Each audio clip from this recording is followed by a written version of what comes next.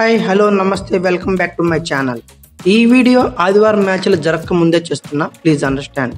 IPL 2024 17వ season అదరగొట్టేస్తుంది.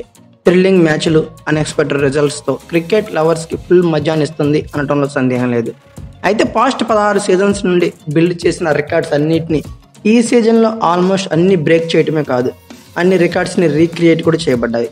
ఇప్పటికీ ఈ సీజన్లో 70 నుంచి 75% వరకు మ్యాచెస్ కంప్లీట్ అయ్యాయి. ఫస్ట్ హాఫ్లో చతికిలబడ్డ టీమ్స్ అన్ని పడి లేచిన కెరటంలో ప్లే ఆఫ్స్కు పోటీ పడుతున్నాయి. ఆర్సీబీ హ్యాట్రిక్ విజయంతో back into attack. Punjab, CSK లాంటి బడా టీమ్స్ను ఓడించి ఆధిపత్యంలో back into race. Trading window ప్రాసెస్లో సొంత గుటికి చేరిన హార్దిక్ పాండ్యా ముంబైకి బొక్కే అయింది. అలానే జీటీకి అంతకంటే పెద్ద బొక్కే పడింది. ఆల్మోస్ట్ 2 టీమ్స్ కూడా ప్లే ఆఫ్స్ నుండి అవుట్ అనే చెప్పుకోవాలి. తర్వాత CSK, LSG, SRH playoffs పోరాటం కోసం ఇంట్రెస్టింగ్గా మారింది. RR, KKR on top gear, top class పర్ఫార్మెన్స్తో ఈ సీజన్లో పాయింట్స్ టేబుల్ను డామినేట్ చేస్తూ ఫస్ట్ అండ్ సెకండ్ ప్లేస్లో కూర్చున్నాయి. ఇప్పటి వరకు పూర్తయింది 52 మ్యాచ్లు. ప్లే ఆఫ్స్ కోసం టీమ్స్ మధ్య బీభత్సమైన కాంపిటీషన్ ప్రతి సీజన్లో మనం అబ్జర్వ్ చేస్తూ ఉంటాం. బట్ ఈ సీజన్లో ఒక్క కాంపిటీషన్ వాళ్ళ మధ్య కాదు, 4లు 6ల మధ్య అంతకు మించి కాంపిటీషన్ అయితే నడుస్తుంది. మ్యాచ్కి యావరేజ్గా 18 6లు, ప్రతి 13 బంతులకు ఒక 6 చొప్పున టోటల్గా ఇప్పటి వరకు 930 పైన 6లు నమోదయ్యాయి. అలాగే 4లు కూడా 1400 పైనే. ప్రతి 5 బంతులకి ఒక 4 నమోదవుతుంటే డెత్ ఓవర్స్లో అయితే ఏకంగా ప్రతి 4 బంతులకి ఒక 4 బాధేస్తున్నారు. T20 క్రికెట్ హిస్టరీలోనే సెకండ్ హైయెస్ట్ రన్స్ 287 పరుగులు, హైయెస్ట్ రన్ చేజ్ 262 పరుగులు. T20 హిస్టరీలోనే ఒక మ్యాచ్లో హైయెస్ట్ 6లు 42, అలానే ఒక ఇన్నింగ్స్ నుండి T20 హిస్టరీలో హైయెస్ట్ 6లు 22. ఇలాంటి రికార్డ్స్ అన్నింటినీ బ్లాస్ట్ చేయడం వల్ల ఈ సీజన్కి మోస్ట్ ఎక్స్ప్లోజివ్ సీజన్గా పేరు కూడా పెట్టేశారు. అయితే ఈ సీజన్లో 55వ మ్యాచ్గా మే 6వ తారీఖున రాత్రి 7:30 వాంఖాడే స్టేడియం వేదికగా పరువు కోసం ఒక టీమేమో ముంబై ఇండియన్స్ పోరాటం చేస్తుంటే, ప్లే ఆఫ్ రేస్ కోసం ప్లేస్ని సిమెంట్ చేసుకోవడం కోసం మరొక టీం ఎస్ఆర్హెచ్ ఒక బీభత్సమైన పోరుకి సిద్ధమైపోయాయి. అయితే ఈ పోరు చాలా ఇంట్రెస్టింగ్గా ఉంటుంది అనడంలో సందేహం లేదు. అయితే ఈ మ్యాచ్ జరిగే వాంఖాడే స్టేడియం డీటెయిల్స్ ఏంటి, పిచ్ రిపోర్ట్ ఎలా ఉండబోతుంది, అయినా ప్రజెంట్ ఐపీఎల్ స్టాట్స్ ఎలా ఉన్నాయి, పాస్ట్లో ఐపీఎల్ స్టాట్స్ ఎలా ఉన్నాయి, వెదర్ కండిషన్ ఎలా ఉంటుంది, లైవ్ ఎక్కడ చూడొచ్చు, ప్లేయింగ్ లెవెన్లో ఏమైనా మార్పులు ఎక్స్పెక్ట్ చేయొచ్చా, కీ ప్లేయర్స్ ఎవరు, అన్నిటిపై 1 by 1 ఒక లుక్ వేసేద్దాం. వాంఖాడే స్టేడియం ఇది ముంబై ఇండియన్స్కి హోమ్ గ్రౌండ్ అని అందరికీ తెలిసిందే. 1974లో దీన్ని ఎస్టాబ్లిష్ చేశారు. ఆడియన్స్ కెపాసిటీ 33,000గా ఉంటుంది. స్టేడియం అంతా నీలి సముద్రంలో ఉండటం పక్క.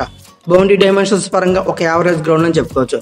అంటే ఎయిదర్ సైడ్స్ వచ్చేసరికి 62 నుంచి 65 మీటర్లు గాను, స్ట్రైట్ వచ్చేసరికి 75 మీటర్లు గాను, బ్యాక్ సైడ్ వచ్చేసరికి 58 మీటర్లు గాను ఉండవచ్చు. పిచ్ రిపోర్ట్ పరిశీలిస్తే అందరికి తెలిసిందే, బ్యాటర్స్కి పండగ.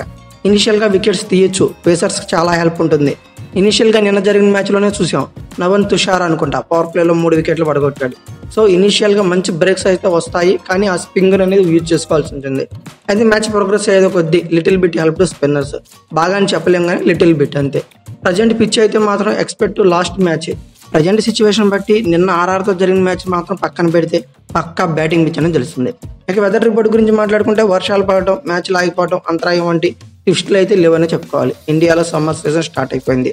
సో టెంపరేచర్ చాలా హై లెవెల్లో ఉంటుంది. మ్యాక్సిమం టెంపరేచర్ ఎక్స్పెక్టెడ్ టు 35 నుండి 37 డిగ్రీ సెంటీగ్రేడ్ వరకు ఉంటుంది. లోయెస్ట్ టెంపరేచర్ వచ్చి 23 నుంచి 26 డిగ్రీ సెంటీగ్రేడ్ వరకు ఎక్స్పెక్ట్ చేయవచ్చు. ఇక లైవ్ గురించి మాట్లాడుకుంటే యాజ్ యూజువల్గా టీవీస్లో వచ్చేసరికి స్టార్ స్పోర్ట్స్లో సబ్స్క్రిప్షన్తో కూడి చూడవచ్చు. అదే ఓటీటీ ప్లాట్ఫామ్స్ అయితే జియో సినిమాల్లో ఎటువంటి సబ్స్క్రిప్షన్ లేకుండా ఫ్రీగా వాచ్ చేయవచ్చు. ఇక తర్వాత గ్రౌండ్లో ఐపీఎల్ స్టాట్స్ పరిశీలిస్తే ప్రజెంట్ ఐపీఎల్ స్టాట్స్ తర్వాత చూద్దాం. ముందుగా ఫాస్ట్ ఐపీఎల్ స్టాట్స్ చూసేద్దాం. టోటల్గా ఇప్పటివరకు ఈ గ్రౌండ్లో 116 మ్యాచ్లు జరిగాయి. ఫస్ట్ బ్యాటింగ్ వాళ్ళు 53 గెలిస్తే సెకండ్ బ్యాటింగ్ వాళ్ళు 63 గెలిచారు. హైయెస్ట్ టోటల్ వచ్చేసరికి ఈ గ్రౌండ్లో 235 పరుగులు, 1 వికెట్గా ఆర్సీబీ పెరట ఉంది. లోయెస్ట్ టోటల్ వచ్చేసరికి 67 పరుగులకి కేకేఆర్ ఈ గ్రౌండ్లో ఆల్అౌట్ అయింది. ఫస్ట్ ఇన్నింగ్స్ యావరేజ్ స్కోర్ ఓవరాల్గా 170 ఉంటే సెకండ్ ఇన్నింగ్స్ యావరేజ్ స్కోర్ కేవలం 160గానే ఉంది. Most runs, most sixes, most force అన్ని రోహిత్ శర్మనే. 77 ఇన్నింగ్స్లో 2223 పరుగులతో ఉన్నాడు. 77 ఇన్నింగ్స్లో 94 సిక్స్లు బాధేశాడు. మోస్ట్ 50s అలాగే ఇతని పేరే ఉంటుంది. మోస్ట్ వికెట్స్ వచ్చేసరికి మలింగ 43 ఇన్నింగ్స్లో 68 వికెట్లతో ఉన్నాడు. అయితే టోటల్గా ఇదంతా ఫాస్ట్ ట్రాక్. ప్రజెంట్ స్టాట్స్ ఎలా ఉన్నాయో చూసేద్దాం.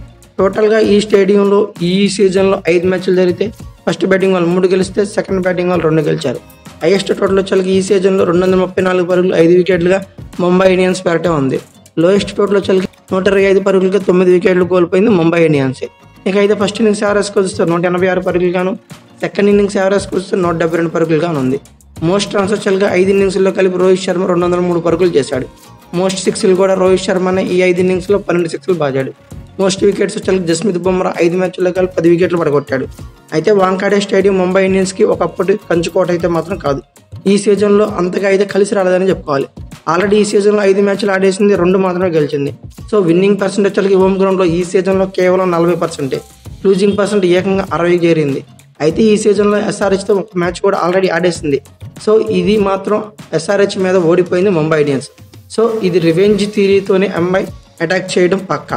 అయితే ఇరువురు టీమ్స్ మధ్య హెడ్ టు హెడ్ రికార్డ్ చూస్తే టోటల్గా 23 మ్యాచ్లు జరిగితే ఎస్ఆర్హెచ్ 10 గెలిస్తే ముంబై ఇండియన్స్ 12 గెలిచింది. 2023లో ముంబై ఇండియన్స్ కంప్లీట్గా డామినేట్ చేసింది ఎస్ఆర్హెచ్ టీంని.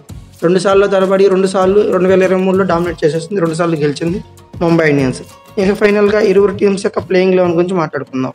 ముందుగా ముంబై ఇండియన్స్ యొక్క ప్లేయింగ్ 11 పరిశీలిస్తే ఓవరాల్గా పేపర్ మీద ఒక ఇండియన్ టీంని చూస్తే ఎలా ఉంటుందో అలాంటి ఫీలింగ్ ఖచ్చితంగా వస్తుంది ముంబై ఇండియన్స్ టీంని చూస్తే. Opening, middle order, finishing, best bowler అన్నీ ఈక్వల్ రేంజ్ అని చెప్పుకోవాలి. అలాగే టాప్ క్లాస్ ప్లేయర్స్ అయితే ఉన్నారు, ఒక స్పిన్ యూనిట్ తప్ప.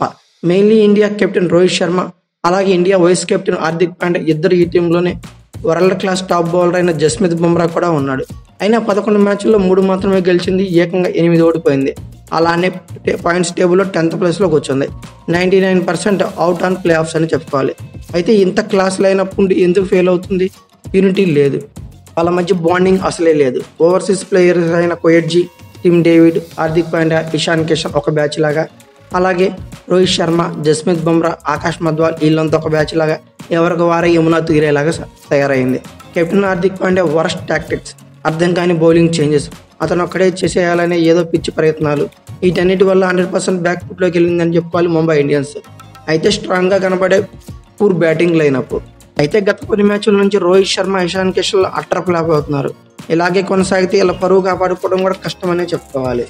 అయితే తిలక్ వర్మ, సూర్యకుమార్ యాదవ్ కన్సిస్టెంట్గా పరుగులు రాబట్టడం మాత్రం ముంబై ఇండియన్స్కి యాడెడ్ అడ్వాంటేజ్ అయింది. వదీరా, హార్దిక్ పాండ్యా, టిమ్ డేవిడ్ నుండి అనుకున్నంత మంచి ఫినిషింగ్లు అయితే రావటం లేదు. అలాగే మ్యాచ్ విన్నింగ్ పెర్ఫార్మెన్స్లు అయితే అస్సలు చూపించడం లేదు. మెయిన్లీ హార్దిక్ పాండ్యా ఇంతవరకు 11 మ్యాచ్లు ఒక 50 కూడా కొట్టింది కూడా లేదు. ఒక కెప్టెన్ అయ్యుండి ఇలాంటి ఇన్నింగ్స్లు ఆడితే మాత్రం, ఇలాంటి రోల్ ప్లే చేస్తే ఏ టీం అయినా బ్యాక్ ఫుట్లో ఉండటం పక్కానే చెప్పుకోవాలి. ఇక బౌలింగ్ యూనిట్ కొద్దిగా గొప్ప బెటర్గా కనిపించే ఆకాష్ మధ్వాల్, శ్రేయస్ గోపాల్ని ఎందుకు ఆడించారో ప్లేయింగ్ లెవెల్లో అర్థం కాదు. దీనివల్లే హార్దిక్ పాండ్యా మీద ట్రోల్స్ అయితే వస్తానే ఉన్నాయి. అలాగే పరుగులు సమర్పించుకునే గార్లెజ్ కోయట్జీ నమ్మని ధీరులను నమ్ముకుంటాడు. చాలా కొంతవరకు స్పిన్ యూనిట్లో ఓకేనే చెప్పుకోవాలి. బుమ్రా తొలి మ్యాచ్ నుండి తన టాప్ క్లాస్ పర్ఫార్మెన్స్తో ఆదుకుంటున్న సపోర్టివ్ బౌలర్ అయితే లేకపోవడం డ్రాబ్యాక్గా మారిపోయింది. బట్ నిన్న మ్యాచ్లో మాత్రం నవీన్ తుషారా కొంచెం పెర్ఫార్మెన్స్ బాగానే ఇచ్చడం చెప్పుకోవాలి. హార్దిక్ పాండ్యా ప్రీవియస్ మ్యాచ్లో అందరికంటే ఎక్స్పెన్సివ్ బౌలర్ అయ్యాడు. చేంజెస్ అయితే 2-3 చేంజెస్ ఎక్స్పెక్ట్ చేస్తున్నా. ఓవరాల్గా వీళ్ళు 11 పరిశీలిస్తే ఇషాన్ కిషన్, రోహిత్ శర్మ, తిలక్ వర్మ, సూర్యకుమార్ యాదవ్, నెహాల్ వదీరా, టిమ్ డేవిడ్, హార్దిక్ పాండ్యా, పీయూష్ చావ్లా, శ్రేయస్ గోపాల్, జస్ప్రీత్ బుమ్రా, నవన్ తుషారా ఇలా ఉన్నారు. ఇంపాక్ట్ ప్లేయర్స్గా గార్లెజ్ కోయట్జీ, మహమ్మద్ నబీ, ఆకాష్ మధ్వాల్, శామ్స్ ములానీ, కుమార్ కార్తికేయ ఇలా ఉన్నారు. ఇక ఫైనల్గా ఎస్ఆర్హెచ్ యొక్క ప్లేయింగ్ 11 పరిశీలిస్తే 287 పరుగులు కొట్టిన, 277 పరుగులు చేసిన చివరి ఓవర్ దాకా గెలుస్తామనే నమ్మకం అయితే కలగలేదు ఈ టీంకి. ఎందుకు నిన్న ముంబై ఇండియన్స్తో ఈ సీజన్లో మ్యాచ్లో జరిగిన ఎస్ఆర్హెచ్ ఫస్ట్ బ్యాటింగ్ చేసి 277 పరుగులు చేసిన లాస్ట్ ఓవర్ దాకా టెన్షన్ అయితే తప్పలేదు. సో అంత వీక్గా కనబడింది ఎస్ఆర్హెచ్ బౌలింగ్ యూనిట్. 9 మ్యాచ్ల్లో ఒకటే ఓడి స్ట్రాంగ్ స్పాట్లో ఉన్న టీంని ఎస్ఆర్హెచ్ డెత్ ఓవర్స్లో అటాక్ చేసి ఆర్ఆర్కి సెకండ్ ఓటమిని ఇచ్చింది బ్రో. అబ్బా ఎంత కదా టైటిల్ కొట్టే టీం అనిపించింది. 287, 277 పరుగులు కొట్టినా గెలుస్తామనే నమ్మకం అయితే నిన్నటి దాకా లేదని చెప్పుకోవాలి. మనం ప్రివ్యూలో చెప్పుకున్నాం, ప్రీవియస్ ప్రివ్యూలో భువి ఆర్ఆర్తో మ్యాచ్లో ఫామ్లో ఖచ్చితంగా వస్తాడు నా గెస్ ప్రకారం అని. కావాలంటే ఎస్ఆర్హెచ్ ఆర్ఆర్ యొక్క ప్రివ్యూ మ్యాచ్ని వీడియో చూడండి ఒకసారి నా ఛానల్లో. ఫామ్లోకి రావడమే కాదు, క్రూషియల్ టైంలో 3 వికెట్లు పడగొట్టి ప్లే ఆఫ్ రేసులోకి స్ట్రాంగ్ జోన్లో తీసుకెళ్లాడు ఎస్ఆర్హెచ్ టీంని. అయితే లాస్ట్ ఓవర్లో నెక్స్ట్ లెవెల్ బౌలింగ్ చేశాడు. అలానే నటరాజన్, కెప్టెన్ పాట్ కమిన్స్ మరోసారి బంతితో క్రూషియల్ అటాక్ చేశారు. మునాద్ కత్, మార్కో యాన్సెన్ లై తప్పారు. స్పిన్ యూనిట్ లేకపోయినా ఓన్లీ పేస్ యూనిట్తోనే అదరగొట్టేసింది ఎస్ఆర్హెచ్ టీం. నేనైతే మాత్రం బౌలింగ్ యూనిట్లో ఒక చేంజ్ అయితే ఎక్స్పెక్ట్ చేస్తున్నా. మార్కో జాన్సన్ ప్లేస్లో ఖచ్చితంగా మయాంక మార్కెట్ని తీసుకుంటే బాగుండు అని. ఇక తర్వాత బ్యాటింగ్ యూనిట్లో అభిషేక్ శర్మ లై తప్పినట్టే కనబడ్డాడు. అతను మళ్ళీ క్రూషియల్ ఇన్నింగ్స్లో అయితే ఆడటం చాలా ఇంపార్టెంట్. ట్రావిస్ హెడ్ సిచ్యువేషన్ బట్టి తన బ్యాటింగ్ శైలిని మార్చుకున్నాయి. ఆర్ఆర్ మీద సూపర్ బ్యాటింగ్ చేశాడు. అలానే నితీష్ రెడ్డి టాప్ క్లాస్ ఫామ్లో కంటిన్యూ అవుతున్నారు. అన్మోల్ ప్రీత్ సింగ్ సెలక్షన్ అనేది రిస్కీగా అనిపించింది, అంతేకాక అంత కలిసి రాలేదు. ఈ టైంలో ఆ ప్రయోగాలు అనవసరం నా ఒపీనియన్. అతని ప్లేస్లో ఖచ్చితంగా రాహుల్ త్రిపాఠినో లేకపోతే ఎడిన్ మార్క్ను కంటిన్యూ చేస్తుంటే బాగుండేది. ఇంకా షబాజ్ అహ్మద్, అబ్దుల్ సమదులతో ఫినిషింగ్ ఎక్సలెంట్గా ఉంది. ఓవరాల్గా బ్యాటింగ్లో అయితే నేనైతే ఒక చేంజ్ ఎక్స్పెక్ట్ చేస్తున్నా. ఎడిన్ మార్క్ను ఆడించకూడదు అని ఫీలింగ్ వస్తే మాత్రం అతని ప్లేస్లో రాహుల్ త్రిపాఠిని ఆడించుకోవాల్సి ఉంటుంది. అలా కాదనుకుంటే మార్కో జన్సన్ తీసి పారేసి ఎడిన్ మార్క్ని యాజ్ యూజువల్గా కంటిన్యూ చేస్తే బాగుండు.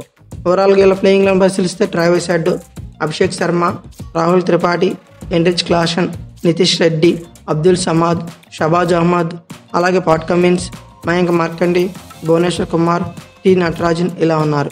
ఇంపాక్ట్ ప్లేయర్స్గా Umran Malik, Aiden Markram, Washington Sundar, Glenn Phillips, Jaydev Unadkat ఇలా ఉన్నారు. ఎస్ఆర్హెచ్ ప్లేయింగ్ 11 అనే కంటే ఎస్ఆర్హెచ్ ప్లేయింగ్ 16 అంటే బాగుండు. అంతలా స్క్వాడ్ బ్యాకప్ బాగుందనే చెప్పాలి. ఓవరాల్ ఐపీఎల్ స్టాట్స్ పరిశీలించాక, వీళ్ళ హెడ్ రికార్డ్స్ పరిశీలించాక, వీళ్ళ ప్లేయింగ్ 11 క్రూషియల్ ప్లేయర్స్ని అబ్జర్వ్ చేశాక ఎస్ఆర్హెచ్ యొక్క విన్నింగ్ పర్సెంట్ 54% గాను, ఎంఐ యొక్క విన్నింగ్ పర్సెంట్ 46% గాను ఉంది. అయితే మీ ఒపీనియన్ ప్రకారం ఏ టీం గెలుస్తుంది అనుకున్నారో కామెంట్ బాక్స్లో పిన్ చేయండి. అలాగే ఈ మ్యాచ్లో గాను బెస్ట్ పెర్ఫార్మెన్స్ ఇచ్చే ప్లేయర్ ఎవరో కూడా కామెంట్ బాక్స్లో పిన్ చేయండి. అలాగే ఈ వీడియో కనుక మీకు నచ్చినట్లయితే like, share, comment plus subscribe చేసుకోండి. అలాగే పక్కనే ఉన్న బెల్ ఐకాన్ అక్కడ మాత్రం మర్చిపోకండి.